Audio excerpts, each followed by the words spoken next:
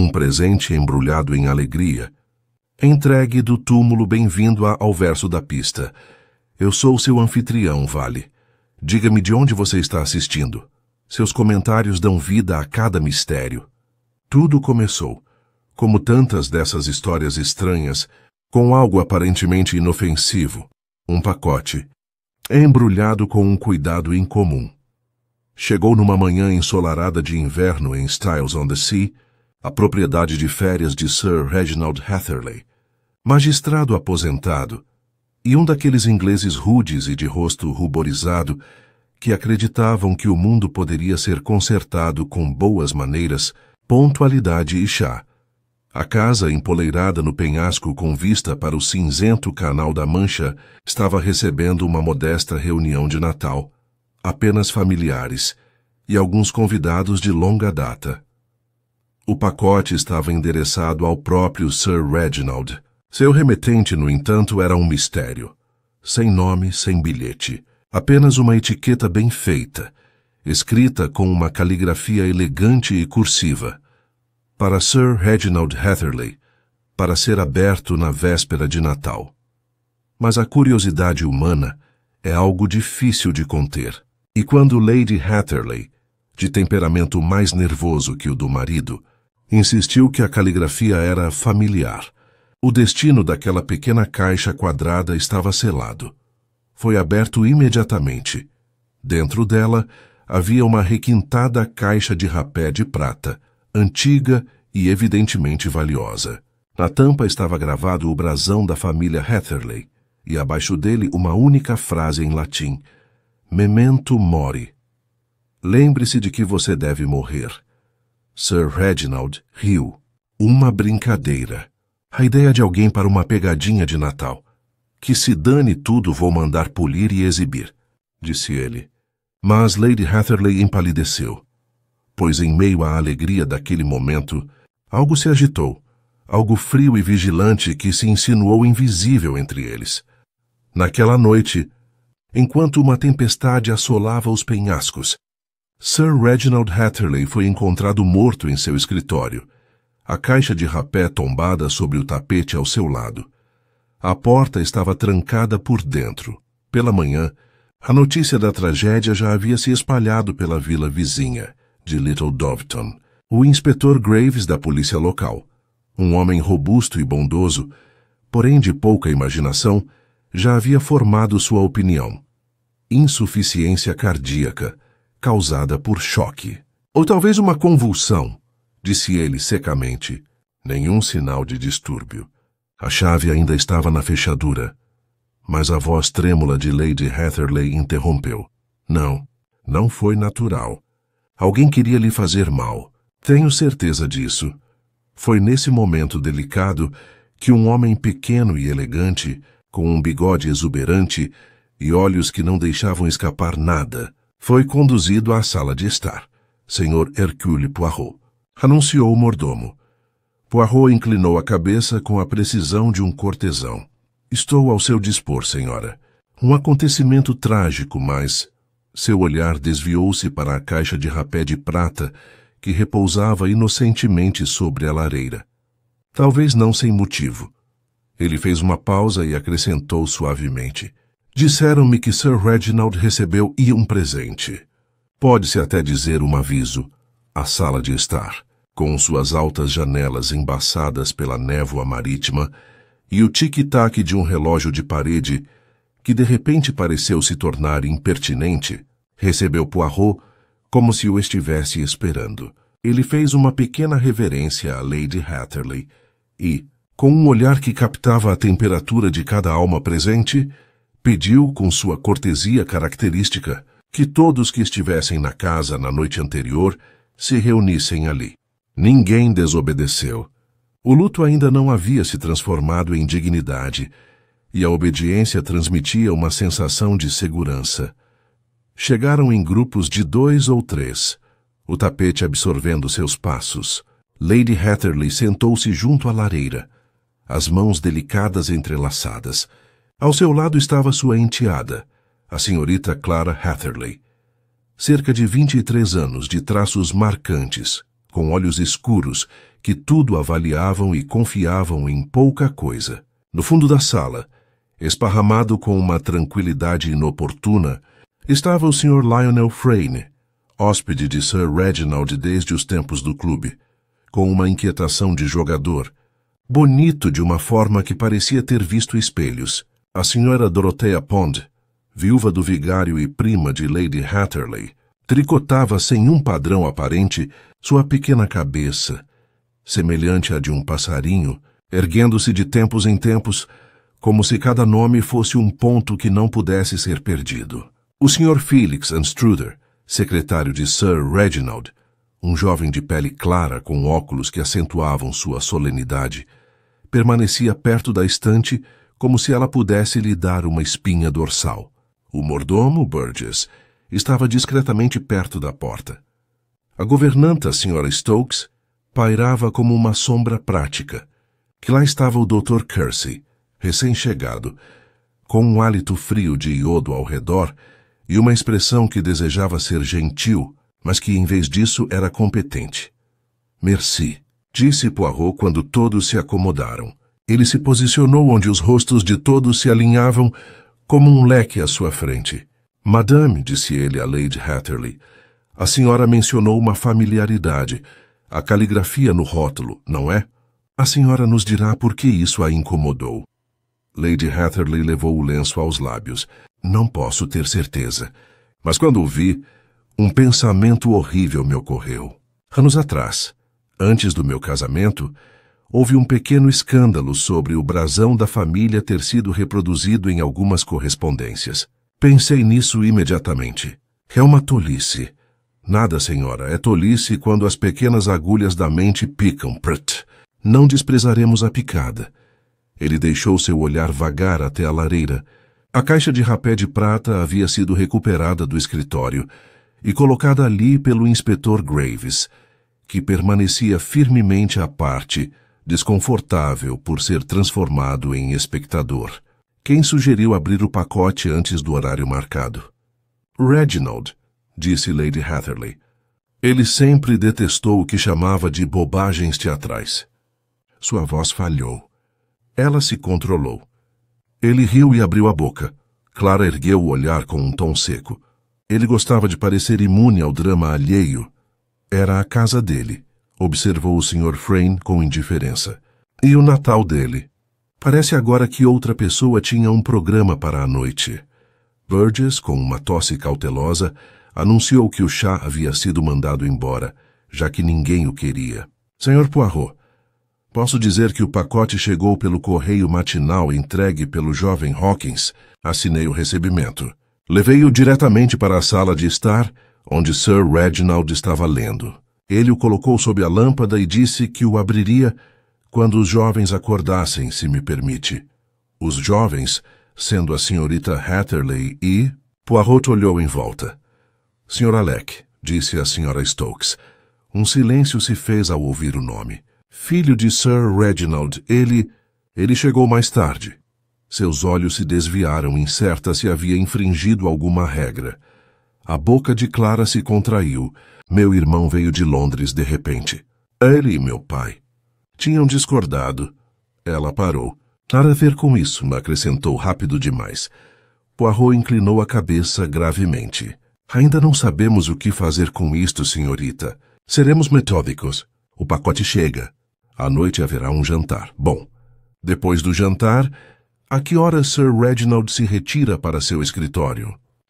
9:30, disse Felix, ansioso por ser útil. Ele sempre reservava esse horário para escrever cartas. Dizia que sua mente ficava clara nessa hora. E qual é a chave para o estudo? Sempre mantido dentro de casa, interrompeu o inspetor Graves, satisfeito em confirmar essa certeza. E foi assim que o encontramos esta manhã. Janela trancada, grade quase rachada, sem marcas, insuficiência cardíaca. O médico dele dirá o mesmo. O Dr. Kersey, que estava examinando as luvas em vez do coração, ergueu os olhos. Ele tinha um coração fraco, sem dúvida, mas eu gostaria de tê-lo visto antes de qualquer pronunciamento. Há algo peculiar em sua expressão, uma tensão na boca, que não é típica de insuficiência cardíaca indolor. Notei também um leve odor. Pensei em cânfora. Talvez da caixa de rapé? A caixa de rapé, disse Poirot em voz baixa. Caminhou até a lareira e a ergueu com meticuloso cuidado. Não a abriu, apenas a pesou. Um brasão de família. Um lema de gelar os ossos. E se alguém a sacudisse, não o fez. Vamos perguntar. Quem sabia que Sir Reginald usava rapé? Ninguém, disse Lady Hatherley imediatamente. Ele não fazia isso. Ele detestava esse hábito. Então, um presente para zombar, não para agradar. Simbólico, não é? Poirot recolocou a caixa em seu lugar e dirigiu-se aos presentes com uma severidade amável. Agora, por favor, nos deem as pequenas histórias. Senhorita Clara. Os olhos escuros de Clara se estreitaram ao ser escolhida primeiro. Mas ela respondeu sem rodeios. Eu não tinha motivos para desejar a morte do meu pai. Discutimos sobre meu noivado com o Sr. Anstruther.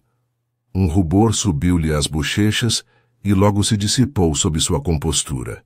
Ele considerava Felix inferior à nossa posição. Eu o considerava... Ela hesitou, olhou para Felix e se recompôs. Adequado. Fui para o meu quarto depois do jantar. Não saí de lá até de manhã. Os óculos de Felix brilharam.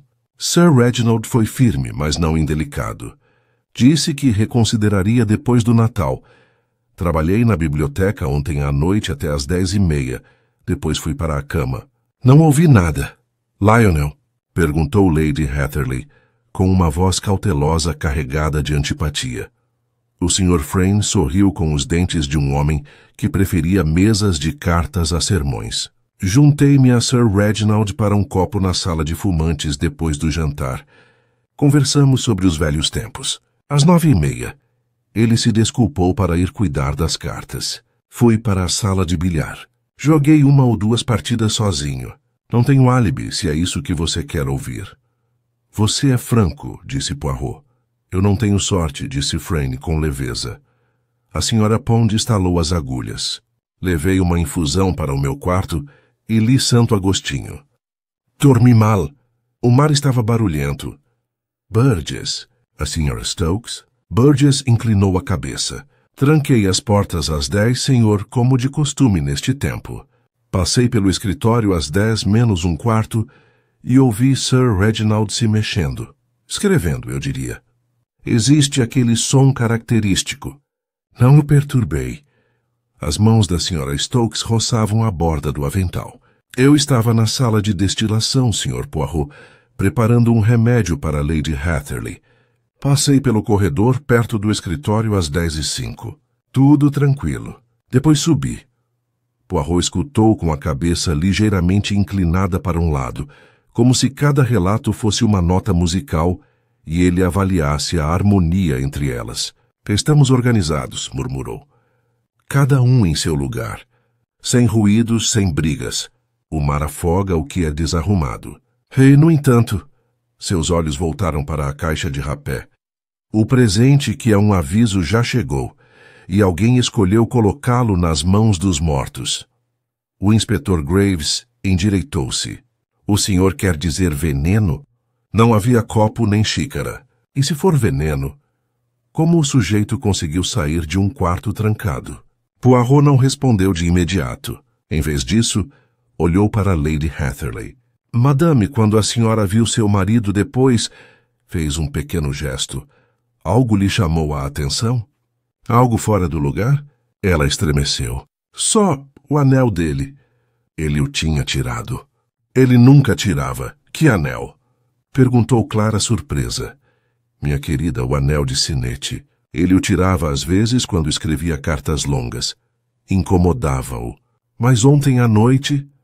Ela apertou o lenço com força para se firmar. Estava sobre o mata-borrão, ao lado da caixa de rapé. O anel de sinete, repetiu Poirot em voz baixa. E o mata-borrão? Bom, ele se virou para o mordomo. Burgess, providencie para mim, por favor, o saco de correspondência da manhã, o papel de embrulho do pacote, se ainda estiver lá, e a chave do escritório. Ah, não, a chave ainda está na fechadura, não é? Não a removeremos. Respeitamos a cena como está. Burgess fez uma reverência e saiu. Poirot, com um leve farfalhar de seus punhos imaculados, dirigiu-se a todos. Há uma ordem a ser estabelecida. Primeiro, verificaremos os movimentos. Segundo, descobriremos quem, entre vocês, possui o conhecimento antigo, de brasões e lemas, de anéis e suas inscrições. Terceiro, consideraremos a psicologia. Quem é teatral o suficiente para enviar o memento mori? Quem é calmo o suficiente para esperar? Um de vocês, seu olhar era brilhante e sem malícia. É organizado. Tão organizado quanto eu, talvez. Isso por ora é tudo. Ele se virou para Lady Hatherley e suavizou o tom. Madame, perdoe-me. Devo pedir que ninguém saia de casa. A tempestade, felizmente, está do nosso lado. Continuaremos com as pequenas entrevistas. É nos pequenos detalhes que a verdade prefere se esconder. Nesse instante, Burgess retornou com um saco de lona para a correspondência, um quadrado achatado de papel pardo e barbante e uma expressão de constrangimento. O embrulho, senhor, e Hawkins, o carteiro, está lá embaixo. Ele disse que se esqueceu de mencionar uma coisa. Os olhos de Poirot se aguçaram. Ah, a coisa esquecida. Sempre é importante. Traga este Hawkins, por favor. E naquele silêncio carregado entrou um menino com orelhas como velas e botas pesadas de sal, girando o boné em círculos ansiosos, enquanto além das janelas, o mar emitia um som como o de uma respiração suspensa por muito tempo. O rapaz estava parado, piscando sob a luz do poste, o boné girando entre os dedos nervosos.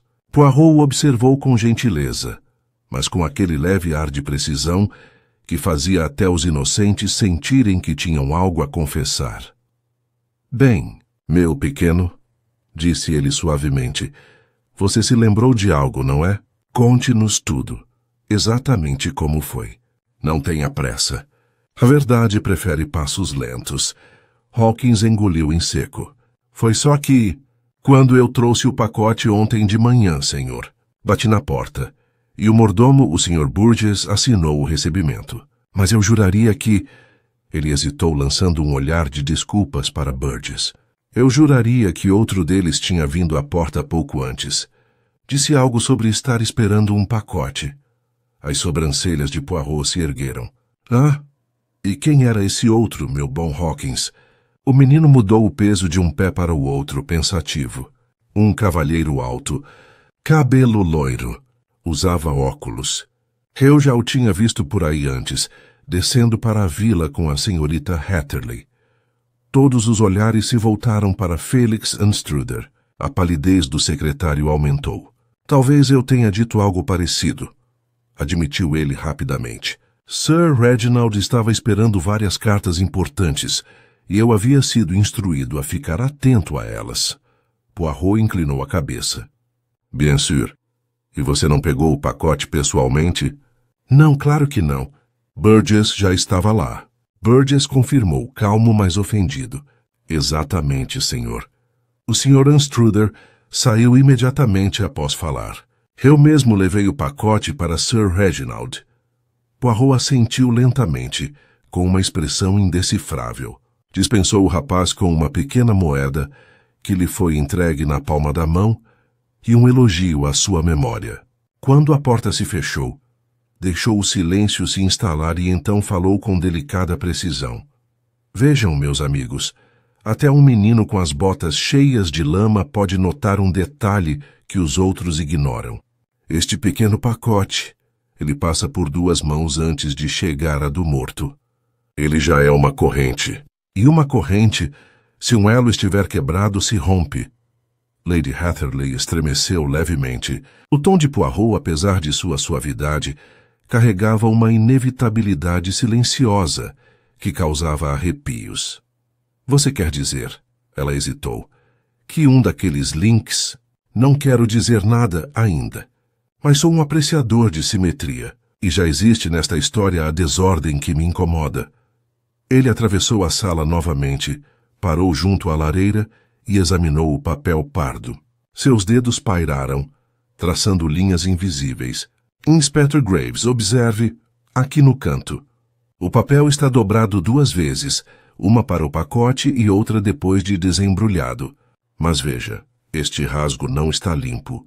É como se alguém o tivesse aberto uma vez e depois selado novamente com cuidado. O inspetor franziu a testa.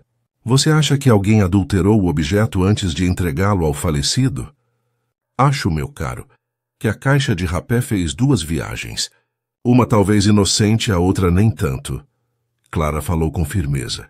Isso é impossível. Todos nós vimos o papel rasgado ontem à noite. O barbante estava bem amarrado. Papai o cortou pessoalmente. No entanto, disse Poirot suavemente, as fibras contam a sua história. O nó é engenhoso, com dupla torção. Não se faz um nó assim num pacote qualquer. Este foi feito para ser desatado, silenciosamente. O inspetor Graves resmungou, meio admirado, meio irritado. Se isso for verdade, vamos rastrear a origem. Vai ter um carimbo postal. Assim, disse Poirot, mas está borrado. E a caligrafia que escreveu o endereço? Deliberada, artística, e ainda assim. Ele se inclinou para mais perto. As curvas do R e do H tremem levemente. Uma caligrafia disfarçada, mas não por ignorância. Antes por alguém que sabia muito bem como escrevia. Clara empalideceu. Você está falando como se um de nós... Poirot ergueu a mão. Um de vocês? Ah, mademoiselle. Ainda não podemos afirmar isso. Apenas que quem enviou este presente desejava que Sir Reginald acreditasse que vinha de seu círculo, mas temia que a verdade fosse revelada muito rapidamente. Burgess devolveu o jornal à bandeja, e o relógio bateu 30 cada badalada parecendo contar uma pergunta ainda sem resposta. Poirot, perfeitamente sereno, voltou-se para Lady Hatterley. Senhora, quando seu marido foi ao escritório ontem à noite, ele pareceu perturbado? Ela hesitou. Não, apenas pensativo. Ele mencionou algo sobre uma carta que precisava escrever. Algo que não podia esperar. Quando perguntei o que era, ele sorriu e disse: talvez amanhã eu explique. Essas foram suas últimas palavras para mim. Ah, murmurou Poirot. Ele falou de amanhã. Então não esperava a morte. Olhou para Felix. Senhor Anstruder, o senhor era o secretário dele. Sabe de alguma carta que ele possa ter escrito? Eu olhei esta manhã, disse Felix. Havia uma carta pela metade em sua mesa, endereçada a um advogado em Londres. Algo sobre um fundo fiduciário, mas a folha estava rasgada. Agora sumiu. Os olhos de Poirot brilharam levemente. Uma carta inacabada, uma página arrancada, uma chave na fechadura. Há sempre um padrão, não é?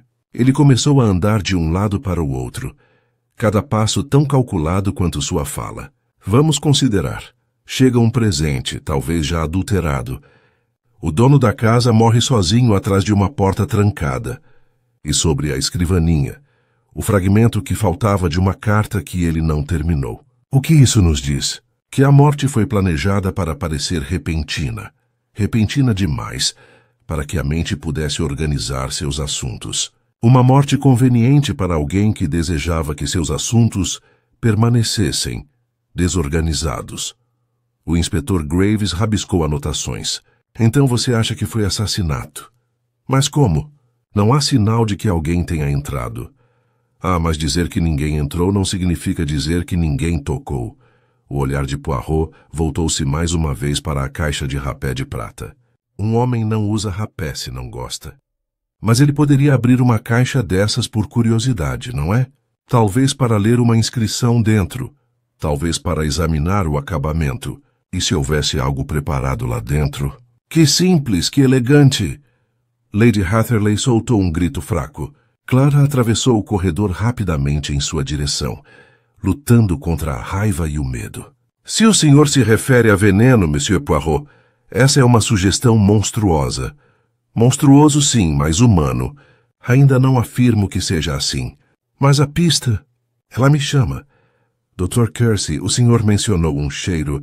Cânfora, talvez. Poderia ser amêndoas amargas. O olhar do médico se aguçou. Pensei nisso esta manhã, mas descartei a ideia. Não havia recipiente nem dose ingerida. Poirot abriu os braços. Porque o recipiente era um presente e a bebida um sopro. Há venenos que matam por inalação, senhor, sutis, rápidos e delicados. Um murmúrio percorreu a sala. Até mesmo o inspetor Graves parecia inquieto. Poirot voltou-se para os rostos reunidos, lendo-os como se fossem palavras em uma página. Todos vocês conheciam Sir Reginald, disse ele. Cada um de vocês tinha alguma diferença em relação a ele. Talvez pequena, talvez grande. Mas quem quer que tenha enviado este presente mortal devia conhecer não apenas seus hábitos, mas também seu orgulho. Sabiam que ele o abriria imediatamente, desprezando o mistério. Ele então se voltou para Clara. Mademoiselle, você disse que brigaram por causa do noivado. Isso é algo doloroso, sim, mas não motivo para a morte. Mas me diga, seu pai chegou a ameaçar alterar o testamento? Clara hesitou por muito tempo. Ele falou disso, disse ela finalmente, mas apenas com raiva. Poirot pareceu pensativo. A raiva se acalma. À vontade, sim. E se alguém quisesse impedir sua alteração? Veja só! Exclamou Félix, dando um passo à frente. Você não pode estar falando sério. O olhar calmo de Poirot o deteve. Quero dizer apenas que onde dinheiro, orgulho e família se misturam, sempre há um motivo à espreita. Ele se virou repentinamente para Graves. Monsieur l'inspecteur, peço que não faça nada precipitadamente. Sem prisões, sem acusações. Deixe tudo como está, pois esta noite permitiremos que a tempestade nos mantenha prisioneiros juntos. Ele ergueu mais uma vez a caixa de rapé de prata e, por um instante, a luz da lareira brilhou sobre as palavras gravadas sob o brasão. A voz de Poirot, suave e quase terna, quebrou o silêncio pesado. Memento mori, murmurou ele. Lembre-se de que você vai morrer. Mas lembre-se também de que há quem ache esses lembretes convenientes. E enquanto ele colocava o objeto mortal de volta na lareira, seus olhos afiados como vidro repousavam em cada rosto, um por um, enquanto lá fora o vento aumentava, sacudindo as janelas trancadas, como se algum convidado invisível tentasse entrar mais uma vez. O vento continuou seu lamento ao longo dos penhascos naquela noite, um gemido incessante que se insinuava em cada canto de Styles on the Sea. Lá dentro, a atmosfera estava ainda mais tensa. Poirot insistira que ninguém se retirasse, sem antes lhe conceder mais uma pequena conversa, como ele delicadamente a chamava. E assim, um a um, ele convocou os membros da casa para a biblioteca. Ele começou por Burgess, o mordomo, que entrou mantendo intacta sua compostura profissional, mas cujos olhos se voltaram nervosamente para a lareira vazia. Poirot estava de pé junto à escrivaninha, a luz do candeeiro refletindo em seus punhos impecavelmente passados. O senhor está com os Hatterley há muito tempo, monsieur? Perguntou Poirot gentilmente. 23 anos, senhor. Entrei para o serviço quando a senhorita Clara ainda era criança. Ah, você viu muita coisa. Talvez até demais. Diga-me, houve alguma discórdia ultimamente entre o patrão e alguém na casa? Burgess hesitou. Sir Reginald era direto, senhor. Ele não tolerava oposição. Mas discussões não. Havia discussões, naturalmente, sobre o noivado da jovem. Ele tinha suas opiniões. Poirot assentiu com a cabeça. E você mesmo? Ele se confidenciou com você? Não devo presumir, senhor. Às vezes, ele falava enquanto eu lhe servia o vinho. Nada de importante. Nada de importante, repetiu Poirot em voz baixa. Mas talvez de emoção, sim? Ele estava perturbado? O mordomo pareceu momentaneamente desconfortável. Ele estava pensativo ultimamente. Recebeu várias cartas que guardou em sua gaveta particular. Queimou algumas depois de lê-las. As sobrancelhas de Poirot se arquearam. Queimado? Recentemente? Na última semana notei um cheiro ruim vindo da grade. O olhar de Poirot permaneceu sobre ele por mais um instante. Você é um homem leal, Burgess, Mas a lealdade também pode cegar. Vá, por favor, e mande chamar o Sr. Anstruther. Felix chegou pálido e tremendo levemente. Poirot fez um gesto para que ele se sentasse. Você é devoto da senhorita Clara? Sim, disse Felix simplesmente. Eu a amo. E ela para você? Acredito que sim. O pai dela se opôs. Ele estava decidido a que eu deixasse o emprego dele no ano novo. Ah, mas ele não te dispensou antes. Ele disse que passaria o Natal com dignidade. Essa foi a frase dele. Poirot inclinou a cabeça. Que coisa mais inglesa! Então, diga-me, senhor, quando disse que trabalhou na biblioteca ontem à noite, estava sozinho? Sim. Os criados já tinham subido. Lady Hatherley tinha se recolhido mais cedo. Clara estava em seu quarto. E o Sr. Frayne. Os lábios de Félix se curvaram levemente. Jogando bilhar, imagino. Ou escrevendo uma de suas cartas enfadonhas. Ele está endividado, sabe? Os olhos de Poirot brilharam quase imperceptivelmente. Ah, é mesmo? E Sir Reginald estava ciente dessa dívida? Acredito que sim. O Sr. Frayne certa vez lhe pediu um empréstimo considerável. Sir Reginald recusou categoricamente. Bem, gratidão e ressentimento. São os gêmeos que jantam em todas as mesas de família. Merci, monsieur. Quando Félix saiu, Poirot ficou parado em silêncio por um longo tempo, com os dedos entrelaçados e os olhos semicerrados. A casa estava silenciosa, exceto pelo leve suspiro da tempestade. Então ele chamou Clara pela campainha. Ela chegou de repente envolta num xale escuro. Seu rosto estava pálido, seus olhos febris de tristeza e indignação. Deseja me acusar em seguida, Monsieur Poirot? Disse ela antes que ele pudesse falar. Ele fez uma leve reverência. Não acuso ninguém, mademoiselle. Apenas observo. E observei que a senhora se mostra impaciente com o silêncio. Ela mordeu o lábio. Como alguém pode ficar calmo? Meu pai está morto, e você fala de nós, papel e frases como se isso importasse. São extremamente importantes, respondeu Poirot, pois as menores frases podem ocultar as maiores intenções. Você gostava do seu pai, sim, mas ele nem sempre era gentil. Ela desviou o olhar. Ele estava orgulhoso. Achava que sabia mais do que ninguém. E, no entanto, disse Poirot calmamente, quando ele jazia morto, você chorou. Não como quem chora de frio, mas como quem ama. Disso eu não me engano. Então me diga, mademoiselle, essa discussão foi apenas por causa do seu noivado? Seus dedos apertaram a borda do xale. Não, havia outra coisa. Ele falou em mudar o testamento, sim, mas não contra mim. Ele pretendia garantir o futuro de Félix, se nos casássemos. Minha madrasta ficou furiosa. Ela chamou isso de loucura. Jogar fora a herança dos Hatherley. As sobrancelhas de Poirot se ergueram ligeiramente. Ah, foi Madame Hatherley quem se opôs? Ela disse que isso arruinaria a reputação da família. Meu pai respondeu que ele mesmo decidiria. Eles não se falaram mais naquela noite. Poirot inclinou-se ligeiramente para a frente. E a sua madrasta aposentou-se cedo, como afirma o Sr. Anstruther. Sim, fui vê-la por volta das 10 horas. A empregada a havia despido. Ela disse que estava com dor de cabeça e não queria companhia, então a deixei. Poirot fez uma reverência. Obrigado, senhorita. Vá, descanse se puder. Quando ela saiu, ele se voltou para a lareira, onde a caixa de rapé de prata ainda brilhava fracamente à luz do candeeiro. Seus dedos pairaram sobre ela. Depois se afastaram. Ele murmurou para si mesmo.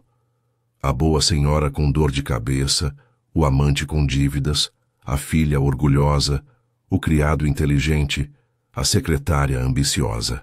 Cada um deles tem motivos de sobra para um crime tolo. Mas qual deles tem a mente para um crime inteligente?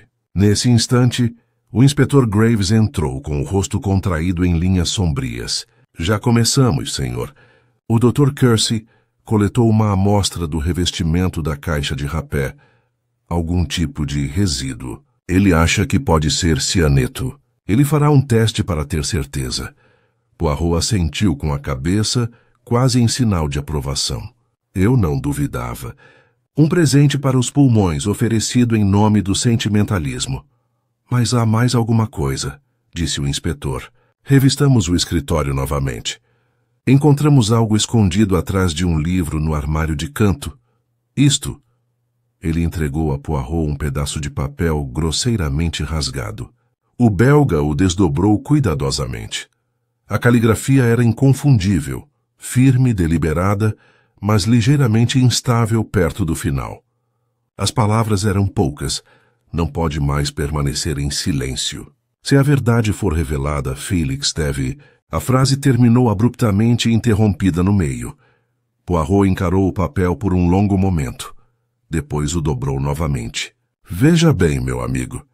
Sir Reginald não estava escrevendo sobre negócios. Ele estava escrevendo sobre sua consciência.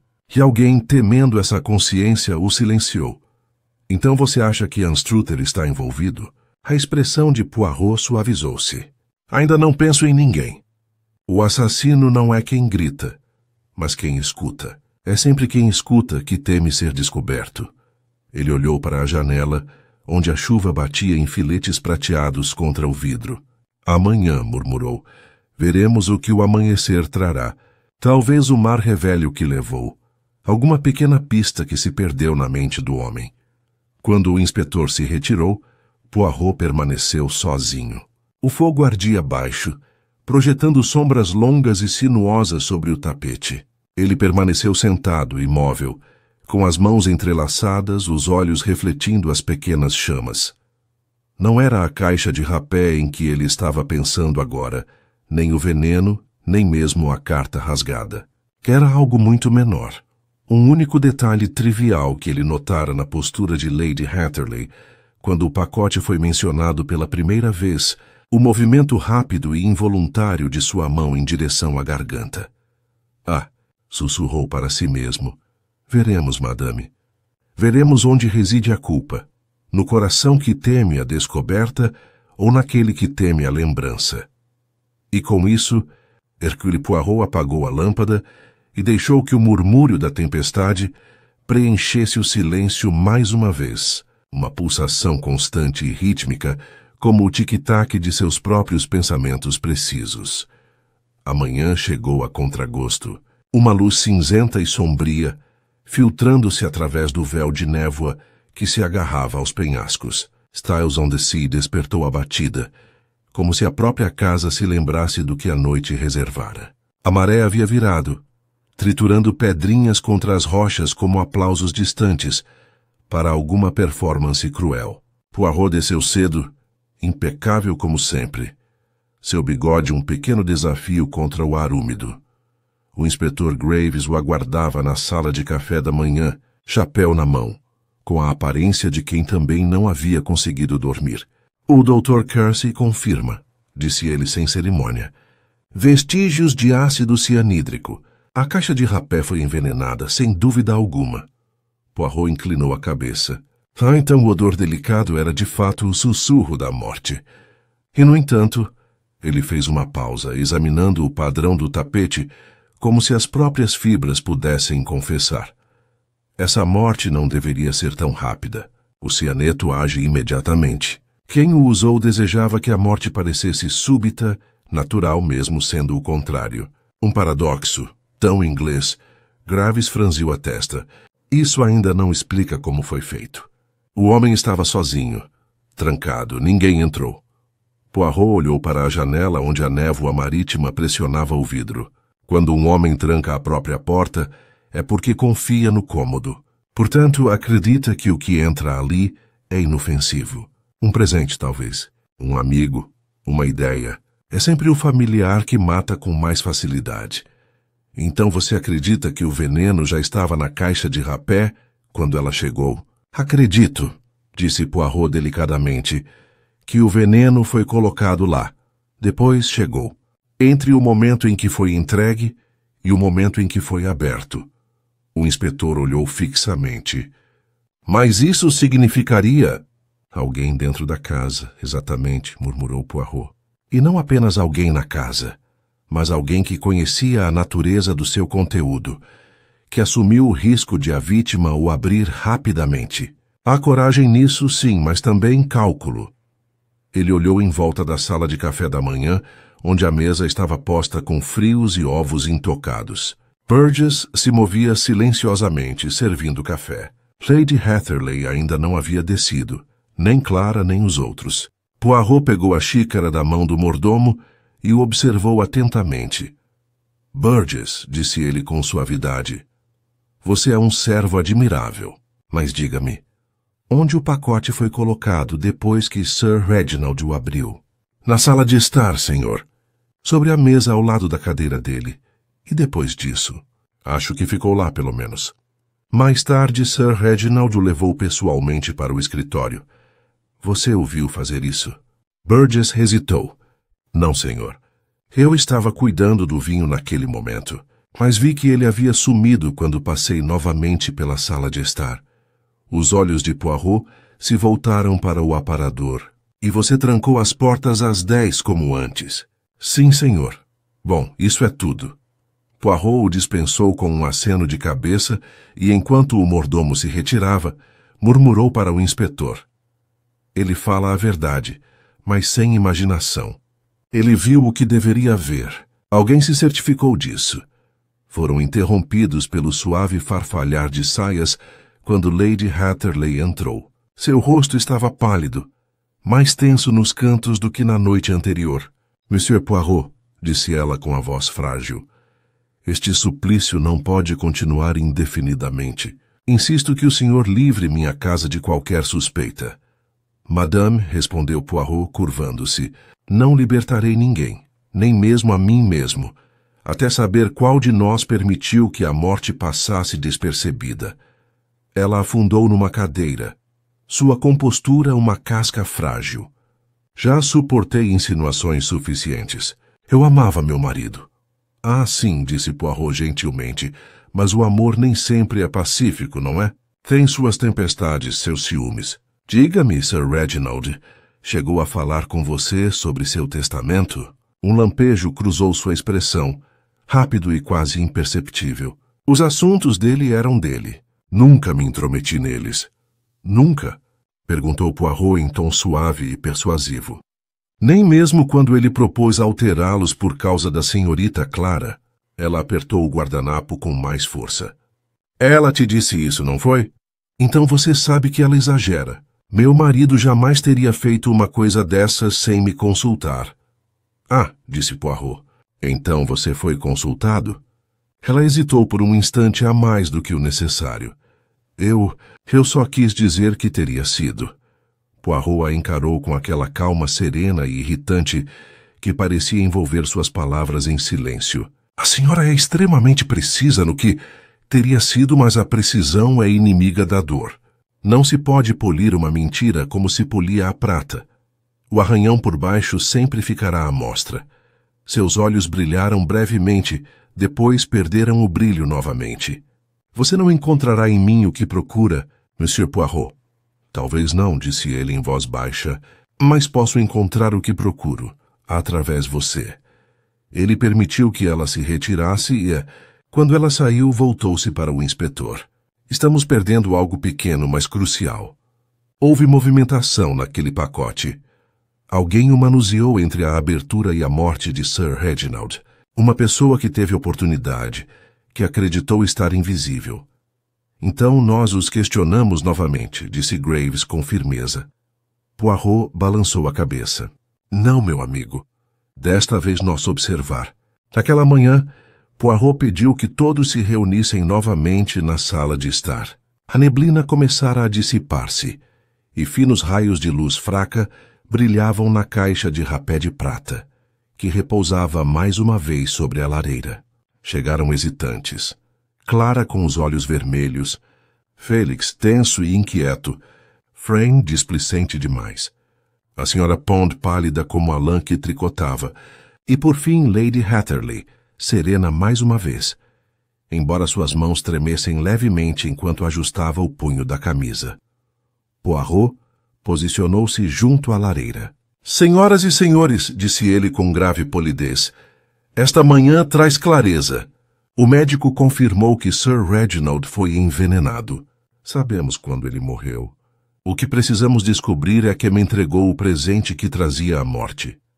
Ele fez uma pausa, deixando que as reações dele se propagassem. Félix prendeu a respiração audivelmente. Clara sussurrou algo. Os olhos de Frayne se voltaram para a porta. Poirot prosseguiu em voz baixa. O veneno não foi enviado pelo correio. Foi colocado aqui, nesta casa, depois que o pacote foi aberto. E isso nos diz duas coisas. Primeiro, que o assassino era um de nós. Segundo, que eles temiam que a caixa de rapé pudesse ser descoberta muito cedo. Lady Hatterley falou com a voz trêmula. Você quer dizer, alguém o levou da sala de estar? Sim, madame. Por um breve instante apenas. Tempo suficiente para levantar a tampa, espalhar a morte sobre seu forro de veludo e devolvê-la antes que o mestre percebesse que havia sumido. Havia uma janela de talvez um quarto de hora. Quem tinha isso? Seus olhos percorreram a sala, encontrando cada rosto por sua vez. Sr. Frayne, disse ele de repente. O senhor saiu da sala de estar primeiro, não foi? Frayne começou. Eu fui buscar charutos na minha caixa. Demorei 1 minuto. A voz de Poirot era suave. E você voltou com os charutos? Sim, mas não havia isqueiro. Sir Reginald mandou Burgess buscar um. E nessa pequena tarefa, senhor, houve tempo suficiente para uma mão se mover sem ser vista. Houve um longo silêncio. O olhar de Poirot desviou-se para a caixa de rapé. Acho, inspetor, que logo descobriremos quem entre nós tem os nervos de um jogador e quem tem a mente de um envenenador. Pois essas duas coisas não estão muito distantes. As palavras pairaram no ar, e o silêncio que se seguiu foi mais cortante do que qualquer grito. Então Poirot esboçou um leve sorriso, voltou-se para a janela e murmurou quase para si mesmo. Agora vamos esperar. A paciência é a companheira da verdade. Lá fora, o nevoeiro dissipou-se um pouco mais, revelando a curva escura do mar lá embaixo, frio, misterioso e à espera, como o coração culpado de alguém naquela sala. O silêncio que se seguiu à declaração de Poirot persistiu como um perfume demasiado denso para o ambiente. Até o tic-tac do relógio parecia relutante em interrompê-lo. Poirot permaneceu imóvel, com as mãos delicadas unidas à sua frente, a cabeça inclinada como se escutasse algo por baixo do silêncio, um tremor de pensamento, uma respiração apressada. Então Clara quebrou o silêncio. Você está acusando o Sr. Frayne? Sua voz tremia no esforço para parecer controlada. Você não pode estar falando sério. Poirot virou-se e um leve sorriso surgiu em seus lábios. Acusar? Não, mademoiselle. Não acuso ninguém. Observo que o Sr. Frayne, que joga cartas, está acostumado ao acaso. E o acaso, como sabe, às vezes dá coragem demais. Frayne deu uma risada curta e seca. Você está perdendo seu tempo, Poirot. Eu não envenenei ninguém. E se você está insinuando que eu mexi naquela caixa, vai precisar de algo melhor do que enigmas para provar isso. Poirot inclinou a cabeça. O senhor está certo, monsieur. Eu não lido com enigmas, mas com padrões. E em padrões uma linha sempre leva a outra. Diga-me, onde o senhor estava exatamente entre 9 e 10 horas? Eu já te disse. Jogando bilhar, sozinho. Sozinho, repetiu Poirot em voz baixa. É perigoso estar sozinho quando alguém morre. Veja bem, não há ninguém para contradizer a sua verdade. Antes que Frayne pudesse responder, a porta se abriu e Burgess entrou silenciosamente, carregando uma pequena bandeja de prata. Com licença, senhor. Acabou de chegar a correspondência. Ele a colocou sobre a mesa e se retirou. O olhar perspicaz de Poirot recaiu sobre o único envelope que repousava na bandeja. Estava endereçado a Lady Hatterley, com uma caligrafia fina e cursiva, idêntica à do pacote fatal. O inspetor soltou um assobio baixo. Meu Deus, mais um. O rosto de Lady Hatterley empalideceu completamente. Não, isso não pode ser. Poirot ergueu a mão. Não a toque, senhora. Aproximou-se, inclinando-se para examiná-la sem perturbá-la. É a mesma mão, de fato. E desta vez, com carimbo postal de Londres, desta manhã. O que significa, disse Graves, que foi enviado depois do assassinato. Exatamente, murmurou Poirot. Um segundo presente, ou talvez uma provocação. A compostura de Lady Hatterley se desfez. Não vou suportar mais uma. Mais uma dessas coisas, exclamou levantando-se abruptamente. Poirot segurou delicadamente o pulso dela. Coragem, madame. Se o assassino zomba, é porque se sente seguro. É aí que ele erra. Ele se virou para a inspetora. A senhora me permitirá abri-lo com delicadeza. Ele enfiou uma mão enluvada no bolso e retirou um pequeno canivete. Com extremo cuidado, abriu o envelope pela borda. De dentro, não retirou um objeto, mas uma folha de papel fino dobrada. Nela, com a mesma caligrafia elegante, estavam escritas apenas 4 palavras. O presente foi merecido. Um leve suspiro escapou dos lábios de Clara. Frane praguejou baixinho. Félix, parado atrás dela, parecia imóvel. Poirot colocou o bilhete sobre a lareira, ao lado da caixa de rapé de prata. Então, disse ele suavemente, o remetente confirma sua assinatura, mas ainda a oculta. Quem escreve com confiança o faz, porque acredita que seu segredo está enterrado com os mortos. O inspetor Graves franziu a testa. Então o assassino envia uma carta para a casa um dia depois do crime? Isso é loucura? Os olhos de Poirot brilharam. Não, meu amigo. Não é loucura. É vaidade. Há em todo assassino um pouco de artista. Eles desejam assinar sua obra. Mas essa assinatura, ela vem cedo demais. O ego ela trai. Lady Hatterley deixou-se cair fracamente numa cadeira.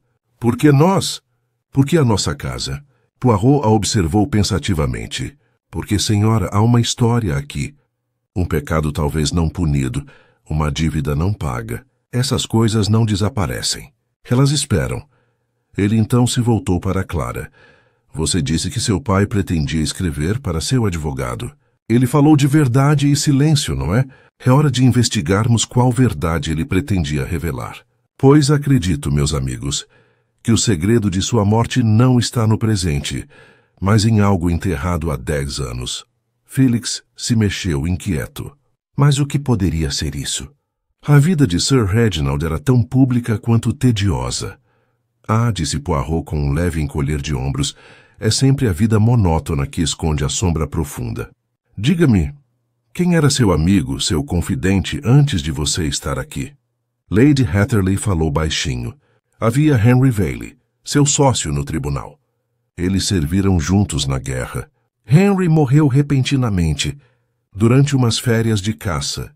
Os olhos de Poirot brilharam. Morreu de repente? Isso aconteceu. Quando? Há 11 anos, disse ela. Foi um acidente. Uma arma que disparou acidentalmente. Ele a olhou atentamente. E o veredicto? Foi totalmente incontestável. Acho que sim, disse ela hesitante. Reginald nunca mais falou sobre isso. Ficou angustiado. Ah, murmurou Poirot. O silêncio que se segue a uma morte injusta tem sempre o mesmo som. Virou-se abruptamente. Inspetor, precisamos que os autos desse inquérito sejam enviados dos arquivos do condado. Há, creio eu, uma dívida que alguém acreditava estar quitada há muito tempo. Graves assentiu com um semblante sombrio e foi fazer os preparativos. Poirot permaneceu um instante mais diante da lareira, o olhar oscilando entre a caixa de rapé e a nova carta, a expressão indecifrável. Então, como se tivesse tido uma ideia repentina, voltou-se para Burgess, que permanecera em silêncio na porta. Burgess, disse ele suavemente, você serviu a esta família por muito tempo. Diga-me, o que você se lembra do amigo de Sir Reginald, o Sr. Vale? O mordomo hesitou. Eles eram próximos, senhor. Mais próximos que irmãos, eu diria. Depois da morte do Sr. Vale, Sir Reginald mudou. Ficou mais quieto, mais reservado. Doou seus rifles de caça e nunca mais os tocou. E a Sra. Hatterley? Ela veio morar conosco 2 anos depois, senhor. Segundo casamento. Ela nunca conheceu o Sr. Vale. Poirot assentiu lentamente. E, no entanto, Monsieur, a dor, ela deixa marcas que nem mesmo o amor consegue apagar. Ele voltou-se mais uma vez para o cômodo. Vejam, meus amigos, a sombra de uma morte muitas vezes se projeta sobre outra. Acredito que o que aconteceu ontem à noite não começou nesta casa, mas naquele campo de caça há muito tempo. Clara sussurrou. Mas quem poderia saber de tal coisa agora? Alguém que estava lá, disse Poirot simplesmente. Ou alguém que descobriu a verdade tarde demais. O silêncio voltou a reinar na sala. Poirot caminhou até a janela e olhou para o mar envolto em névoa. Teremos nossa resposta em breve, disse ele suavemente, pois o assassino já começa a ficar nervoso. Ele ataca uma vez para matar e outra para falar. O próximo passo é tentar se esconder. E nesse esconderijo, ele se entregará por completo. Ele se virou, seu olhar percorrendo cada rosto, sua voz repentinamente calma e segura. Um de vocês está tremendo por dentro neste exato momento. Mas tenham paciência. A verdade, como a maré, sempre retorna. E, quando retorna, ele olhou para a caixa de rapé de prata, brilhando friamente sobre a lareira. Ela não deixa pegadas. Apenas a marca de onde as ondas levaram tudo o mais. O relógio bateu 12:00, um ritmo lento e deliberado que parecia ecoar suas palavras. Poirot sorriu levemente para si mesmo e ajeitou os punhos da camisa. Venha, disse ele. Vamos almoçar. O assassinato não espera por ninguém, mas até o assassino precisa comer. E enquanto a família se dirigia, hesitante, para a sala de jantar, Poirot ficou para trás, com os olhos fixos na carta dobrada. Ele a tocou levemente, quase com carinho, e murmurou baixinho. Sim, sim. O presente era merecido. Mas por quem, meu Deus? Por quem? O almoço transcorreu em um silêncio desconfortável. O tilintar dos talheres, soando alto demais na penumbra da sala de jantar. Lá fora, a neblina engrossara novamente, formando espirais como fumaça ao redor das janelas. Poirot comeu pouco, embora parecesse completamente à vontade, seus olhos percorrendo os convidados como se seguisse os fios invisíveis que os uniam. Lady Hatherley mexia na comida no prato, a mão tremendo levemente a cada vez que erguia a taça. Clara permanecia rígida, fitando o fogo como se seus pensamentos estivessem em algum lugar muito distante. Por fim, Poirot enxugou os lábios com o guardanapo e disse com leveza. É curioso. Não é como o apetite nos abandona em momentos de tragédia e, no entanto, para o assassino é muitas vezes a fome que o trai. Eles comem de mais ou de menos. Esquecem que, para parecer inocente, é preciso primeiro parecer normal. O comentário caiu como uma pedra na água. Clara ergueu os olhos bruscamente. O garfo de Lady Hatherley escorregou de seus dedos com um leve tilintar. Poirot sorriu em tom de desculpas. Perdoe-me. É um hábito da mente que não consegue parar de raciocinar. O inspetor Graves, sentado com um semblante sombrio na outra extremidade da mesa, pigarreou. Acabamos de receber o relatório do inquérito que o senhor solicitou. Henry Valley, atingido no peito enquanto limpava seu rifle. Veredicto oficial disparo acidental. O próprio Sir Reginald testemunhou que estava em outro cômodo no momento do disparo. Será mesmo? Murmurou Poirot. E nenhuma suspeita? Nenhum registro. Parece que Valley não tinha família para questionar. Poirot brincava com a colher. Sem família. Mas o nome dele permanece aqui, como o gosto de sal no vento. Isso não é coincidência. Ele se levantou então e, com um gesto, convidou Lady Hatherley e os outros a acompanhá-lo de volta à sala de estar. Fiquem à vontade. Tenho alguns assuntos menores a tratar. O fogo ali ardia fraco, projetando longas faixas de sombra sobre o tapete. Poirot estava diante da lareira, a luz cinza marinha filtrando-se por trás dele. Vejam, meus amigos, começou ele em voz baixa. A história de Henry Valley não terminou. Havia uma dívida de silêncio entre ele e Sir Reginald. Tais dívidas exigem pagamento integral. Félix franziu a testa. Mas o que isso tem a ver conosco agora? Poirot olhou fixamente para ele. Tudo. Porque quem matou Sir Reginald acreditava estar vingando aquele passado, ou temia que ele voltasse para destruí-lo. Lady Hatherley deu uma risada forçada. O senhor fala como se estivesse diante de um melodrama, Monsieur Poirot. Vingança depois de uma década? Ele inclinou a cabeça. O tempo não apaga o fogo da culpa, senhora. Apenas o enterra sob as cinzas. Mas o vento, esse sempre descobre o que está por baixo. Ele caminhou em direção à escrivaninha, onde a carta daquela manhã ainda repousava. Esta caligrafia é elegante, segura. Talvez seja a letra de uma mulher. Houve um leve suspiro. O olhar de Poirot se voltou para Lady Hatherley. Você reconhece, não é? Seus lábios se entreabriram, mas nenhum som saiu. Então ela disse rápido demais. Não, eu... Porque eu deveria. Por quê? Disse Poirot suavemente. Creio que já a senhora escreveu cartas exatamente nesse estilo. Talvez a sua correspondência aos amigos de Sir Reginald. Nos primeiros anos do seu casamento, sua compostura vacilou por um instante. É um absurdo, disse ela friamente. Você está imaginando coisas. Não, senhora. Não imagino nada. Observo, e observei esta manhã, quando a carta chegou, que a senhora não pareceu surpresa. Foi medo, não choque, que se moveu em seus olhos. A senhora esperava outra mensagem. Ela se levantou, tremendo. Você é cruel, Monsieur Poirot.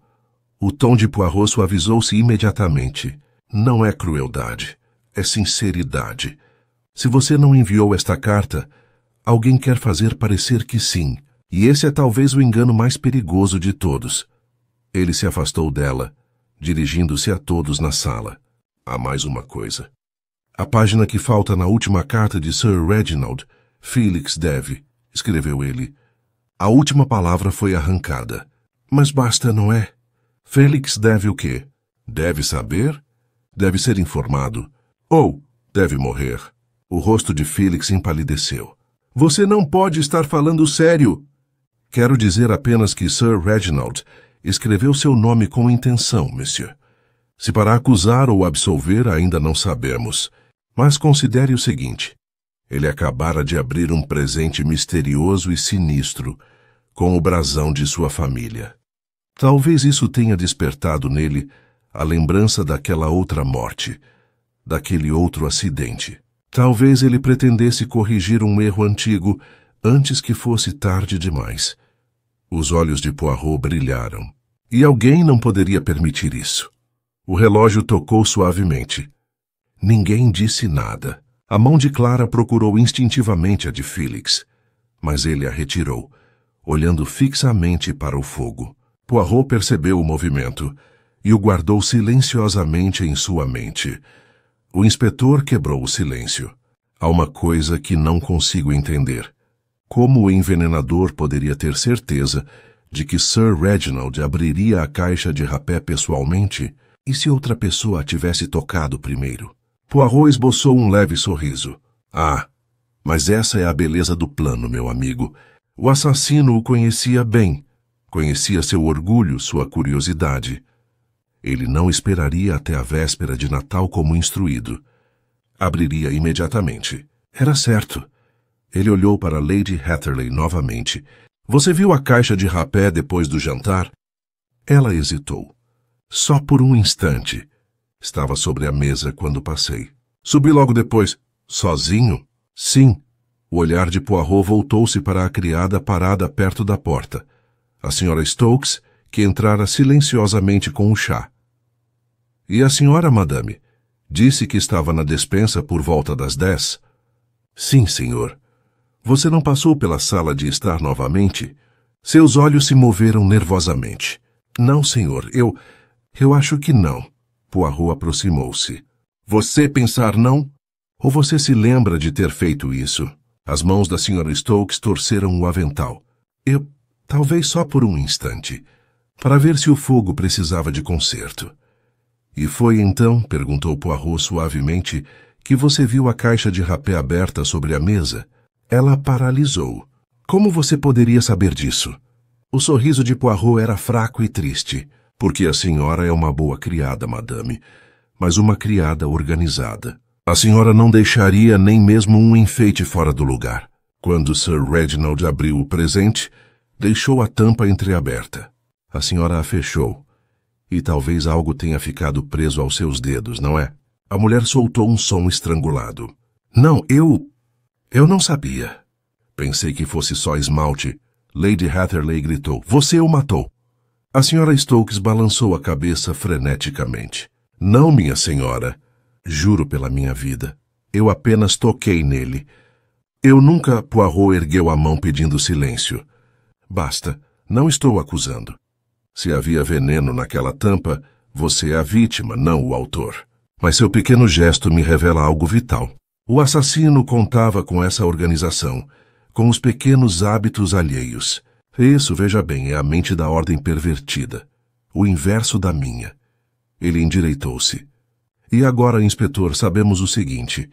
O veneno foi aplicado depois que a caixa foi aberta, mas antes das 10 horas. A oportunidade foi breve, e a pessoa que o usou confiou na precisão dos funcionários da casa para mascarar seu ato. Isso é uma arte de um tipo muito particular. Ele lançou mais um olhar para os rostos à sua frente. Lady Hatherley pálida, mas feroz. Clara tensa como uma corda de arco. Félix tremendo. Frane pensativo perto da janela. E em sua voz calma disse: Antes que a noite caia novamente, farei a cada um de vocês mais uma pergunta. Quando ela for respondida, aquele que matou Sir Reginald Hatherley não terá mais mentiras para contar.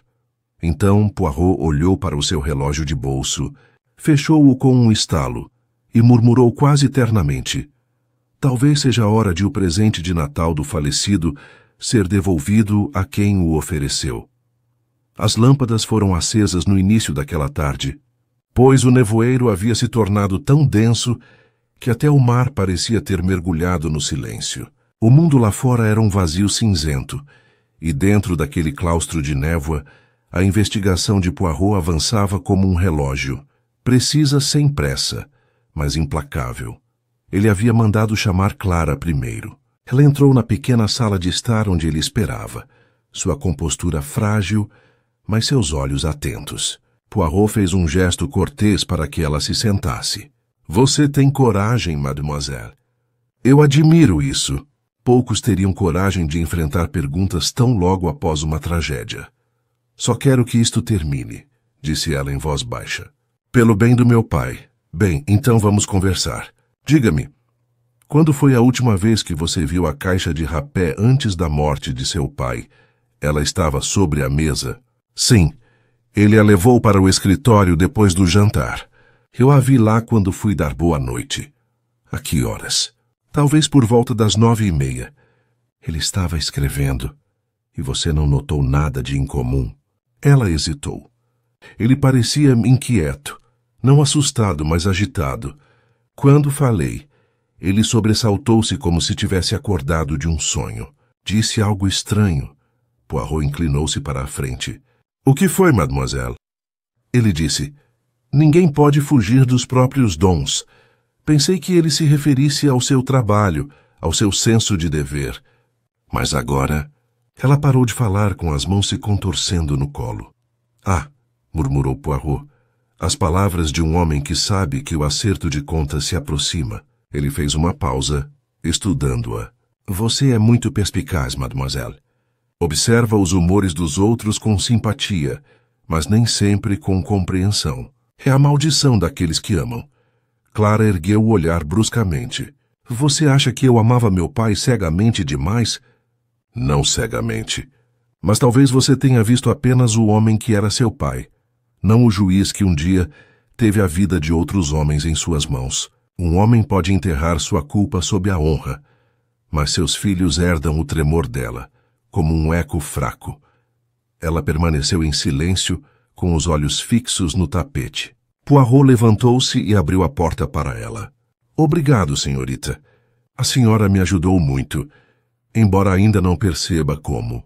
Mande-me chamar o Sr. Anstruther, por favor. Félix entrou com sua habitual compostura cautelosa, mas havia um brilho nervoso em sua pele. Ele parecia mais velho do que era. Poirot o cumprimentou com uma pequena reverência e apontou para a cadeira que Clara acabara de desocupar. Sr. Anstruther, começou ele agradavelmente, somos homens de razão, o senhor e eu. Vamos raciocinar, então. O senhor era devotado à senhorita Clara. O senhor amava menos o pai dela. Talvez porque ele se interpusesse entre vocês? A boca de Felix se contraiu. Ele desconfiava de mim. Acho que eu guardava ressentimento por isso. Ah, o ressentimento. É uma semente perigosa, não é? Cresce silenciosamente nas sombras. Diga-me, o que você pretendia fazer depois do Natal, quando Sir Reginald o demitiu? O jovem desviou o olhar. Eu tinha perspectivas em Londres. Uma vaga por meio de um conhecido. Pretendia levar Clara comigo se ela aceitasse vir. Poirot assentiu pensativamente. Então a independência estava ao alcance. No entanto, Sir Reginald iria alterar seu testamento para fazer provisões para sua filha e, portanto, para você. Esse conhecimento alteraria muitos planos. Eu não sabia disso, disse Félix bruscamente. Clara só me contou esta manhã. Mesmo? A voz de Poirot era suave, mas seu olhar se tornou mais penetrante. Então a morte do pai dela não lhe trouxe nenhum benefício? Claro que não. Poirot esboçou um leve sorriso. E, no entanto, monsieur, o senhor é a única pessoa que lidava com a correspondência de Sir Reginald. O senhor sabia os nomes de seus amigos, os assuntos que o preocupavam. É possível, não é, que o senhor também soubesse da existência desse Henry Bailey? Félix hesitou. Só vagamente. Havia um arquivo antigo no armário. Li um pouco dele uma vez, quando Sir Reginald estava ausente. Não deveria ter feito isso, mas... Curiosidade, disse Poirot gentilmente. Outro dom do qual não se pode escapar. E o que você leu? Havia uma carta, da irmã de Vale, eu acho. Ela acusava Sir Reginald de injustiça, até mesmo de perjúrio. Eu não acreditei na época. Ah, mas agora você se lembra, disse Poirot em voz baixa. Talvez o passado tenha retornado de uma nova forma. Dispensou Felix com um aceno educado e permaneceu sozinho por vários minutos, imóvel, exceto pelo leve entrelaçar dos dedos.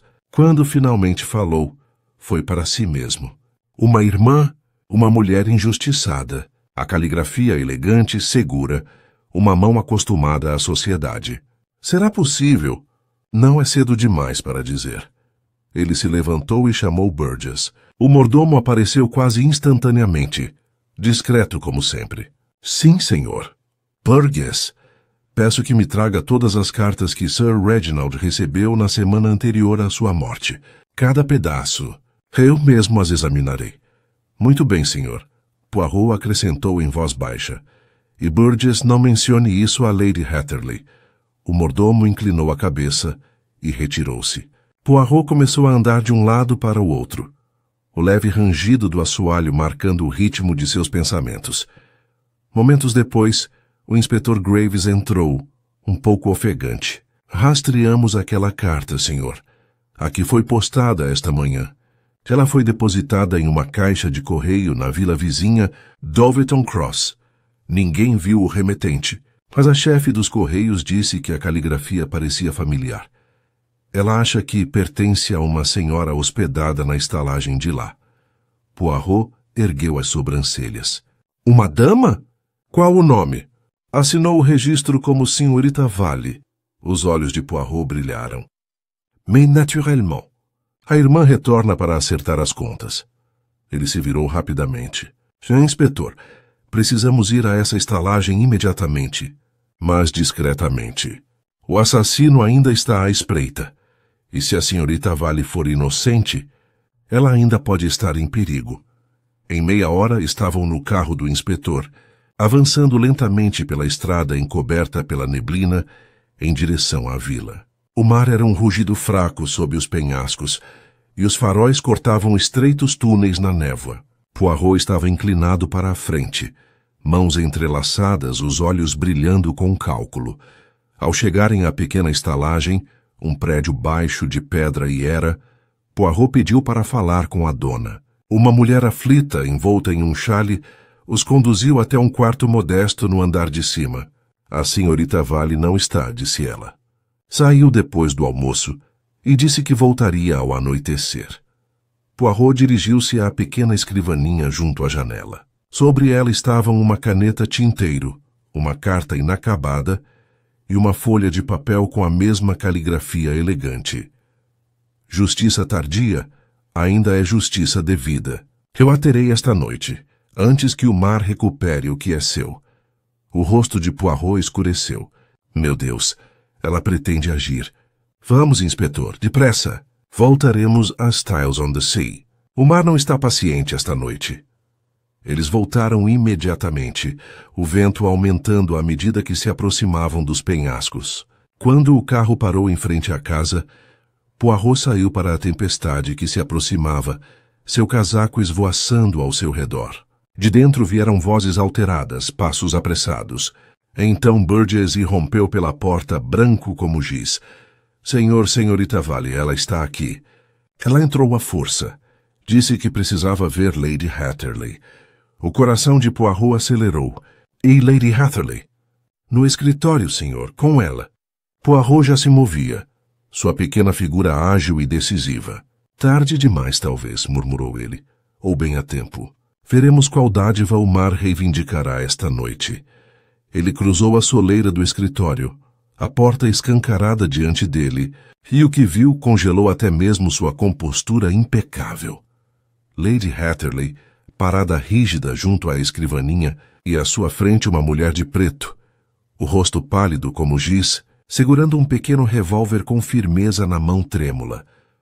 Por um longo momento, ninguém se moveu. O único som no cômodo era o leve sussurro do vento, forçando sua passagem pelas frestas da janela e o clique do pêndulo do relógio de parede, que parecia marcar a fragilidade daquele instante. Poirot, parado na porta, absorveu tudo num relance. A mão trêmula que segurava o revólver, a palidez rígida de Lady Hatterley e os olhos escuros e assombrados da mulher de preto, cuja mera presença preenchia o cômodo com algo mais frio que a tempestade lá fora. Largue a arma. Mademoiselle, disse Poirot suavemente, num tom tão calmo que parecia quase terno. Não é pela violência que se restaura o passado. A mulher se virou para ele, sua voz baixa, mas feroz. Ele destruiu a vida do meu irmão. Agora a justiça cobra seu preço. A voz de Lady Hatterley falhou. Você está louco. Você não consegue entender. Ah, entendi, interrompeu a senhorita Vale. Seu marido atirou em Henry Vale e depois disse que foi um acidente. Ele mentiu sob juramento. E o mundo acreditou nele. Você viveu rica e confortavelmente enquanto o nome do meu irmão apodrecia na vergonha. Poirot deu um passo à frente, um passo medido. Então, senhorita, enviou um presente. Uma lembrança. A caixa de rapé, não foi você? Seu braço vacilou. Depois enrijeceu novamente. Sim, eu enviei. O brasão, o lema, tudo deliberado. Ele saberia o que significava. Mas eu não o matei. Lady Hatterley deu um meio soluço, meio riso. Uma bela história. Você espera que acreditemos que veio de tão longe para assustá-lo? O olhar de Poirot percorreu os dois. Não, madame, não assuste. Avise. A carta de Mademoiselle Vale esta manhã comprova isso. Ela queria confrontar, não assassinar. Mas alguém usou sua vingança para seus próprios fins. O revólver tremia na mão da senhorita Vale. Você acha que estou mentindo? Poirot ergueu a mão. Não, senhorita. Acho que você é muito corajosa e muito tola, pois caiu numa armadilha armada por outra pessoa. Alguém sabia que você viria. Alguém que temia a verdade que você carregava. Nesse instante, Lady Hatterley estremeceu. Os olhos de Poirot, aguçados como lâminas, captaram o movimento. Ele deu mais um passo à frente, a voz baixa e hipnótica. Madame, a senhora se lembra da noite em que Sir Reginald morreu. Ele havia lido as cartas do seu marido, talvez até as da senhorita Vale. Ele pretendia confessar, fazer as pazes. A senhora temia o que isso significaria. O fim do seu conforto, da sua fortuna, do seu lugar. Então, quando a caixa de rapé apareceu, aquele símbolo conveniente da morte, a senhora viu nela uma oportunidade. A voz de Lady Hatterley soou áspera e cortante. Você me acusa novamente sem provas. Provas? Murmurou Poirot. Mas a senhora mesma me deu. A caligrafia na etiqueta do pacote e na carta que recebeu esta manhã, ambas escritas pela mesma mão. A mão que tremia não de idade, mas de medo. Que essa mão, madame, é a sua. Seu rosto empalideceu. Não, isso é impossível. Eu não escrevo assim. Poirot tirou um papel dobrado do bolso e o abriu sobre a mesa. O fragmento rasgado da carta inacabada de Sir Reginald. A frase Félix Devcombe estava bem visível sobre ela. Abaixo, uma leve impressão, quase imperceptível até que Poirot a inclinasse em direção à luz. O fantasma de outra linha, impressa por cima de uma anotação. Encontrei isto no mata-borrão, senhora, disse ele gentilmente. A senhora escreveu nele depois da morte dele, quando preencheu o endereço falso para o pacote. O papel de baixo continha as últimas palavras dele. Mesmo em seu pânico, a senhora não percebeu que deixou sua marca, literalmente, na despedida do falecido. Ouviu-se um grito fraco e estrangulado. Lady Hatterley cambaleou para trás, com uma das mãos agarrada à borda da escrivaninha. Nunca deveria ter sido assim. Ele foi cruel. Teria arruinado todas nós, zombou de mim. Disse que deixaria tudo para aquela moça e seu amante, o secretário. Eu só queria assustá-lo. Pensei que o pó fosse inofensivo, algo para fazê-lo passar mal para detê-lo. A voz de Poirot estava agora muito calma. Mas veneno, madame, não é algo que se possa usar pela metade. Não obedece à consciência, a nenhuma intenção. Mata, rápida e absolutamente. O revólver da senhorita Vale escorregou de sua mão, caindo no tapete com um baque. Então foi você, ela sussurrou. Lady Hatterley cobriu o rosto com as duas mãos. Ele mereceu sofrer como eu sofri. Ele era um mentiroso, um hipócrita, um covarde. Eu só queria, para lembrá-lo da morte, concluiu Poirot em voz baixa. Sim, memento mori. O presente era de fato merecido, mas não para ele, para você. O som que escapou dela não foi um soluço nem um grito, mas algo entre os dois, cru e humano. Poirot recuou quando o inspetor Graves entrou, com uma expressão sombria. A cena lhe dizia tudo. Ele se aproximou silenciosamente dela, e quando a segurou pelo braço, ela não resistiu. Poirot voltou-se para Miss Vale, que estava tremendo perto da janela. Vê, senhorita. A justiça às vezes demora, mas chega. Não por sua mão, mas por seu próprio desígnio. Ela olhou para ele com lágrimas brilhando nos olhos. Eu pensei que o ódio me traria paz. O ódio, disse Poirot, é apenas o amor ao contrário. Você ainda amava seu irmão. Foi isso que a trouxe até aqui. Você buscava a verdade, não a morte. Console-se com isso. Ele observou Graves conduzir Lady Hatterley para longe, sua figura pequena e abatida contra o batente da porta. A tempestade lá fora atingira seu ápice. O trovão ribombava baixo pelos penhascos, e as janelas tremiam como se a própria casa suspirasse. Poirot voltou-se para a escrivaninha, onde repousava a caixa de rapé de prata. Levantou-a com cuidado, contemplando o brilho do brasão, a inscrição latina irônica. Tanto orgulho, tanta vaidade, murmurou. Tudo contido em uma coisa tão pequena. Ele fechou a tampa delicadamente. Que seja enterrado com ele. O presente do morto e a lição que ele carrega. Quando ele saiu do escritório, Miss Vale ainda estava de pé junto à lareira, olhando fixamente para as chamas. Poirot parou ao lado dela. Acabou, disse ele gentilmente. Agora, mademoiselle, você precisa viver novamente. Guardar rancor é envenenar a si mesma, tão certo quanto qualquer pólvora naquela caixa. Lá fora, a tempestade começou a dissipar-se. O vento amainou, e os primeiros raios de luar começaram a aparecer por entre as nuvens que se desfaziam. Poirot ficou parado por um longo momento no hall, enquanto o suave murmúrio do mar lá embaixo se elevava como uma bênção. Ele ajeitou os punhos da camisa e, com aquela compostura precisa que jamais o abandonava, murmurou para si mesmo: "Ah, meu amigo Reginald Hatherley, você teve sua justiça. E talvez no outro mundo encontre a ordem que lhe faltou neste." Então, com um leve sorriso, acrescentou: "Quanto a mim, acho que merecia um pouco de chocolate e talvez uma lareira sem assassinatos como companhia."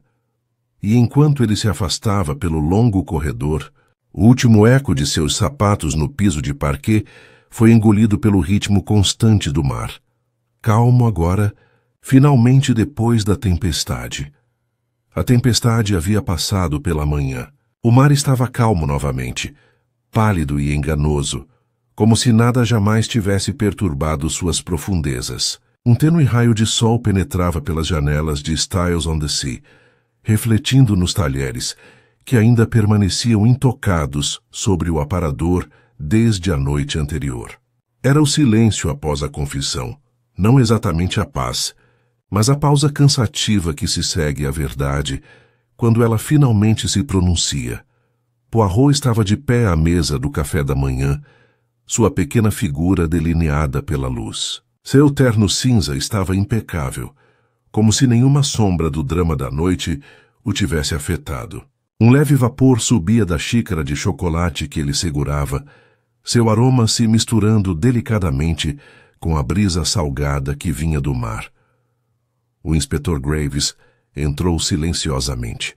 Parecia cansado, de alguma forma mais velho, como os homens ficam quando testemunham o colapso de algo humano, e não meramente criminoso.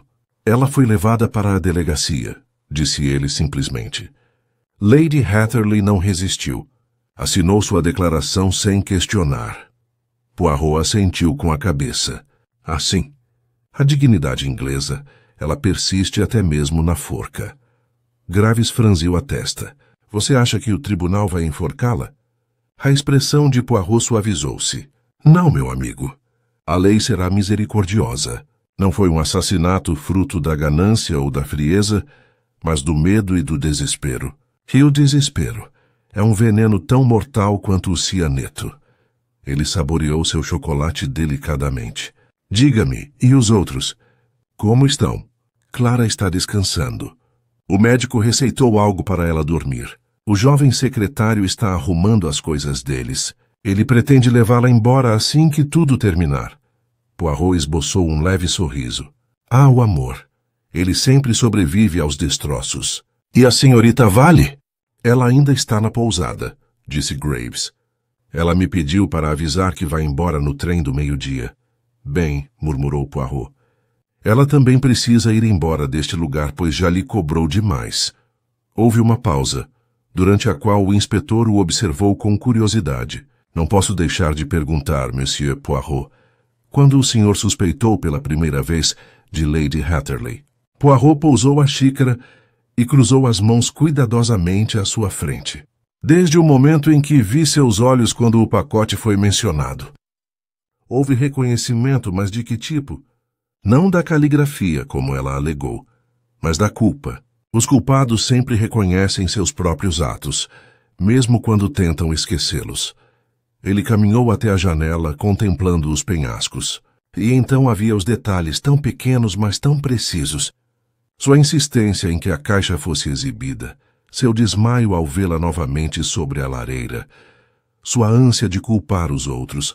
Ah, sim, a psicologia estava completa. Mas a prova, essa foi dada por sua vaidade. A caligrafia, a impressão no mata-borrão, era inevitável que as pequenas células cinzentas se organizassem corretamente. Graves deu uma risada curta e admirada. "Você faz parecer tão simples." O bigode de Poirot se ergueu um pouco. "É sempre simples, quando se enxerga com clareza. Ordem, meu caro inspetor. Ordem e natureza humana são os dois pilares da verdade." A porta abriu-se suavemente e Clara entrou. Estava pálida, mas agora demonstrava firmeza nos passos. Seus olhos, embora vermelhos pelas lágrimas, exibiam uma estranha calma. Monsieur Poirot, disse ela em voz baixa, disseram-me que o senhor parte hoje. Ele inclinou a cabeça. Sim, senhorita. Meu trabalho aqui está terminado. Ela juntou as mãos buscando as palavras. Eu queria te agradecer por descobrir a verdade, mesmo que doa. Poirot olhou para ela com ternura. A verdade, mademoiselle, não destrói. Ela purifica. Haverá tristeza, sim, mas ela passará, e algo puro permanecerá. Ela hesitou. Você acredita que minha madrasta amava meu pai? Depois de tudo, o olhar de Poirot se perdeu no vazio. À sua maneira, sim. Ela amava o conforto que ele lhe proporcionava, a posição que ele lhe garantia, o reflexo de si mesma em sua admiração. Mas quando o amor se transforma em dependência, começa a temer a perda mais do que a desejar a felicidade. E o medo? Que é aí que o mal encontra sua raiz. Clara olhou para baixo com a voz embargada. Não sei como perdoá-la. Você vai conseguir, disse Poirot suavemente. Não hoje, não amanhã. Mas uma manhã você vai acordar e descobrir que o perdão veio por si só. É a última demonstração de afeto do coração. Houve um longo silêncio. Então, com um leve aceno de cabeça, ela se virou e saiu. Poirot permaneceu junto à janela, seus olhos seguindo o ritmo lento das ondas. Graves se remexeu desconfortavelmente. Você já viu muitas dessas tragédias, não é? Poirot esboçou um leve sorriso. Talvez sejam demais. E, no entanto, cada uma delas é um novo estudo sobre a insensatez da humanidade. Sempre os mesmos motivos, medo, ganância, inveja, e ainda assim cada vez uma nova variação, uma nova composição. Ele pegou o chapéu e as luvas da mesa. Você sabe, meu amigo, por que eu o chamei de o caso do presente de Natal do homem morto, porque o presente não era a caixa de rapé, nem o veneno. Era a revelação. O homem morto, com seu orgulho e segredo, nos deu a todos o dom da verdade. Graves franziu a testa pensativamente. E a senhorita Vale? O que será dela? Ela voltará para Londres.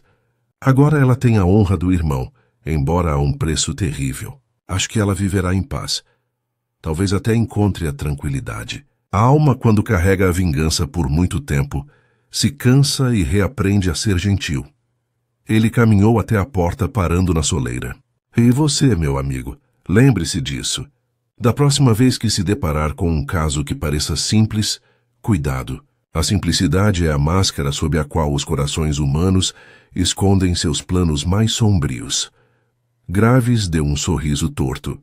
Tentarei me lembrar disso, embora duvide que algum dia veja outra igual a esta. Poirot sorriu. Mas sempre haverá outra tempestade. Outro quarto trancado. Outro pacote que nunca deveria ter sido aberto. O mundo não aprende facilmente. Ele saiu para a luz do sol. O vento estava suave agora, quase brincalhão, trazendo consigo o aroma puro do mar. Atrás dele, a casa permanecia silenciosa, suas janelas fechadas, seus segredos revelados.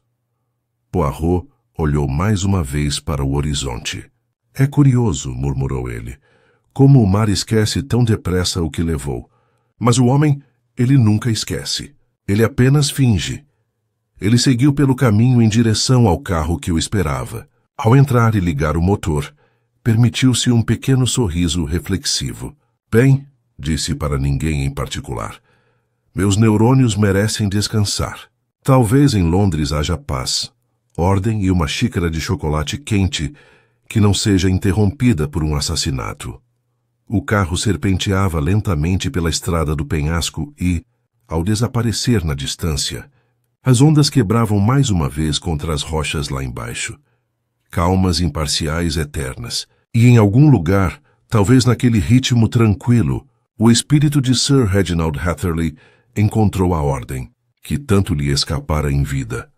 A luz do sol da tarde entrava obliquamente pelas janelas da cabine de Poirot enquanto o trem seguia firmemente em direção a Londres. A paisagem rural descia em tons suaves de verde, os campos se confundindo com o brilho tênue da distância. Em frente a ele estava o inspetor Graves, que insistira em se despedir pessoalmente. Por um tempo, Viajaram em silêncio agradável. O tilintar rítmico das rodas, um eco suave da ordem restaurada. Poirot recostou-se, com os dedos apoiados levemente na bengala. Veja, meu amigo, disse ele por fim, o assunto está concluído, mas não totalmente encerrado. Tais assuntos nunca terminam de forma simples, pois envolvem o coração humano, e que é a coisa mais desarrumada do mundo. Graves ergueu os olhos do jornal. Há algo que ainda me intriga. Você tinha certeza de que era Lady Hatherley antes de encontrarmos a caligrafia? Como? Poirot deu um leve sorriso. Porque ela sabia do veneno antes de eu lhe dar um nome. Graves franziu a testa. Mas ela poderia ter adivinhado. Ah, não. Não é algo que se adivinha com tanta precisão. Quando mencionei o cheiro de amêndoas, sua mão foi imediatamente para a garganta. Aquele pequeno gesto involuntário de lembrança. Uma mulher de compostura não se entrega, exceto por reflexo. Aquele único movimento me disse que ela sabia exatamente o que havia dentro daquela caixa de prata. Ele suspirou baixinho, olhando pela janela, enquanto os campos davam lugar à mata. Foi inteligente, entende? Não foi planejado a sangue frio, mas em pânico. Ela mesma escreveu o rótulo, fingindo que vinha de um remetente anônimo, acreditando que o marido o abriria rapidamente, antes que alguém pudesse questionar a origem. E quando ele morreu, ela só precisou fingir choque. Mas a culpa não fica escondida. Ela treme na voz, vacila no olhar. É como se diz uma confissão. Graves assentiu lentamente.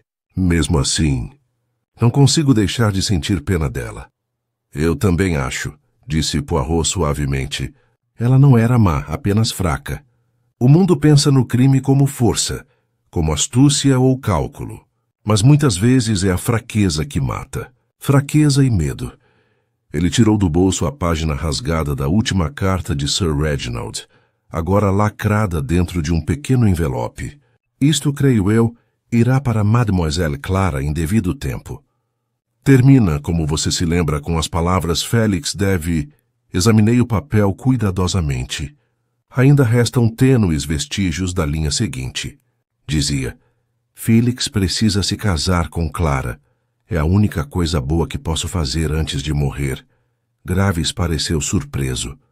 Então ele pretendia abençoar a união deles, não se opor a ela.